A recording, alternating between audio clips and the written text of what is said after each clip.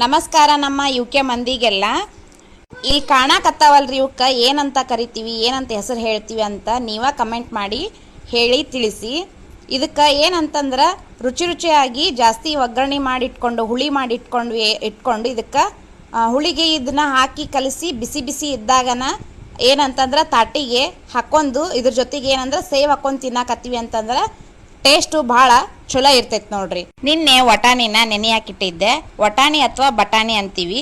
ಇದದ ಆರೋಗ್ಯದ ಅದ್ಭುತ ಪ್ರಯೋಜನಗಳು ಏನೇನು ಅದಾವು ಅಂತಂದ್ರೆ ಸಾಧಾರಣವಾಗಿ ಉಪ್ಪಿಟ್ಟಿನಿಂದ ಹಿಡಿದು ಅನೇಕ ಬಗೆಯ ಆಹಾರಗಳಿಗೆ ಇದನ್ನ ಸೇರಿಸಿ ಮಾಡ್ತೀವಿ ನಾವು ಇದನ್ನ ವಟಾಣಿನ.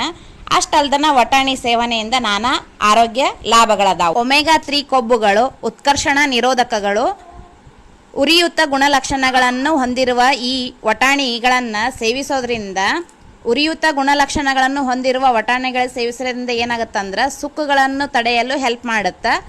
ಬಟಾಣಿಯಲ್ಲಿ ಹೆಚ್ಚಿನ ಪ್ರಮಾಣದ ಫೈಟೋನ್ಯೂಟ್ರಿಯೆಂಟ್ಸ್ ಐತಿ. ಹಾಗಾಗಿ ವಟಾಣಿ ಹೊಟ್ಟೆಯ ಕ್ಯಾನ್ಸರ್ ಕೋಶಗಳ ವಿರುದ್ಧ ಏನು ಮಾಡುತ್ತಾ ಹೋರಾಡುತ್ತೆ.